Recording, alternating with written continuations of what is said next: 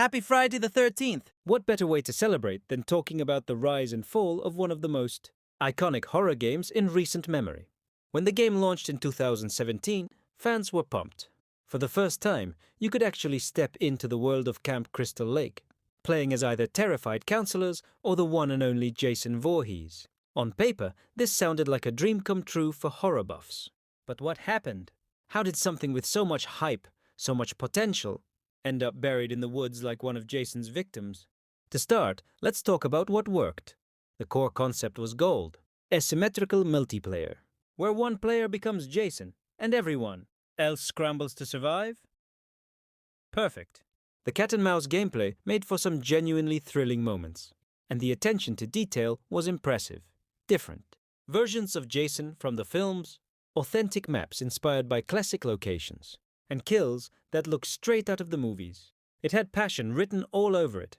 But while the concept was great, the execution was rocky. The first big issue was the technical state of the game.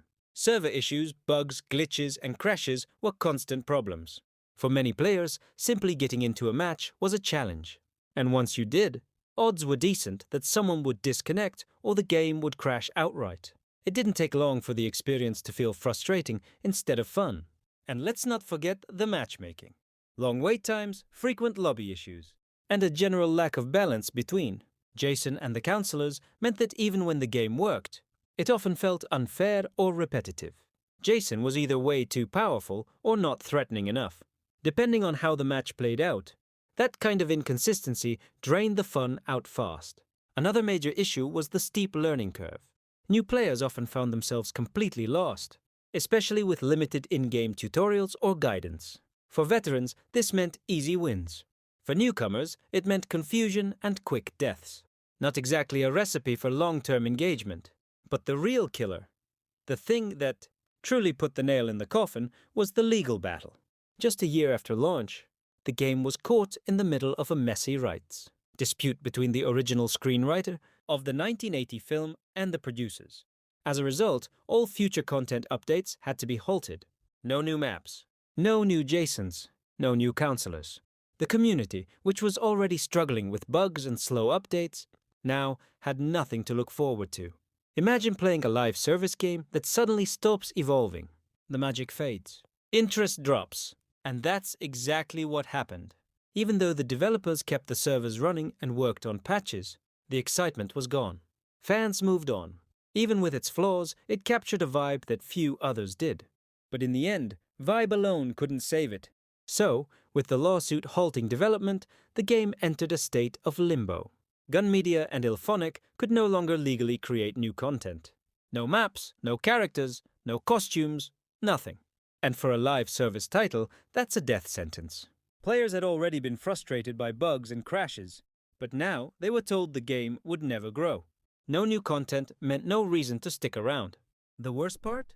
The community still cared. People loved the core idea, the atmosphere, the chance to live out horror movie scenarios.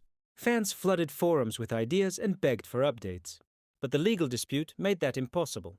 The devs' hands were tied, and the game froze in time. And then, there was the silence. After the lawsuit news broke, communication became sparse. Updates slowed, dev blogs stopped, and fans were left in the dark. Uncertainty took over. Players didn't know if the game would even survive, and that lack of transparency created tension. In multiplayer games, trust between devs and players is everything. And once it breaks, it's hard to repair. Meanwhile, the competition pounced. Dead by Daylight, which had launched earlier but hadn't made as big a splash initially, started rolling out consistent updates. It added killers from other franchises, polished its gameplay, and built a loyal fanbase. With better support and fewer technical problems, players began jumping ship. And who could blame them? What made this more painful was how much potential was lost. Rumors had swirled about new content, Uber Jason from Jason X, a Grendel space map, new counselors, and modes. These were more than ideas. They were hopes, things that could have reignited interest and given the game a second wind. But they were shelved forever. And because the rights were tangled up, the developers couldn't even make a spiritual successor with the same gameplay. They were trapped, unable to add, unable to evolve, and unable to start over. All they could do was maintain the servers and fix bugs. But that's not enough. Without momentum, the player base withers. Despite the love from its fans, the game started feeling like a ghost town. Matches took longer to find. Lobbies grew emptier. The passion that once lit up the servers flickered out. And it didn't happen all at once. It was a slow, quiet death. Not from lack of vision, but from being shackled by legal red tape. The tragedy is that this game had heart.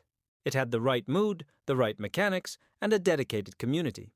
But all the enthusiasm in the world couldn't fight off a lawsuit. The game didn't fail because players stopped caring. It failed because it wasn't allowed to live. In the end, this wasn't a failure of creativity or effort.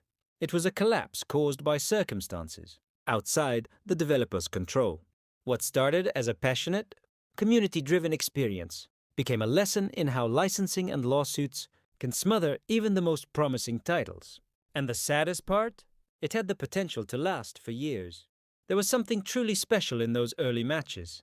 When things clicked, no other game recreated the feeling of being hunted quite like this one. Screams over voice chat, betrayals between friends, last-second escapes. It was chaotic, messy, and absolutely unforgettable. A perfect storm of tension, suspense, and excitement. The real villain wasn't Jason. It was the structure surrounding the game. The fragile, legal foundation of working with a classic IP. You get the brand, recognition. Sure, but you also inherit all its baggage. Once the lawsuit started, the countdown began.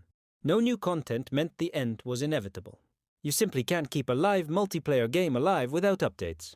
Gun Media and Ilphonic weren't a Aititole studio with unlimited resources. They were a small, passionate team trying to bring a beloved horror icon to life. And for a while, they did exactly that. The game oozed atmosphere. The kills were brutal. The music, animations, and map designs paid homage to the films in a way no one expected from a crowd-funded title. It had soul. But soul alone doesn't fix bugs or keep players engaged long-term. The launch was rough. Matchmaking took forever. Players dropped out mid-game. Servers crashed. And for newcomers, the learning curve was steep and often punishing. Add in the legal freeze on future content, and the cracks started showing fast. By the time things stabilized, it was already too late. The audience had moved on.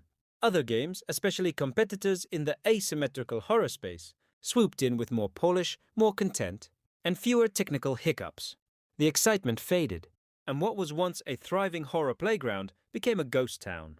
Even the game's final updates felt like a somber goodbye. No grand finale, just small fixes and quiet farewells from the devs. The community knew it too. You could feel the energy slipping away match by match. It didn't go out with a scream, it just faded into the woods. Still, its impact lingers. It proved that horror games don't have to follow the traditional mold. That small teams can build something unforgettable. That players are willing to put up with imperfections if the heart is there. This game didn't fail because people didn't care. It failed because it was never allowed to grow.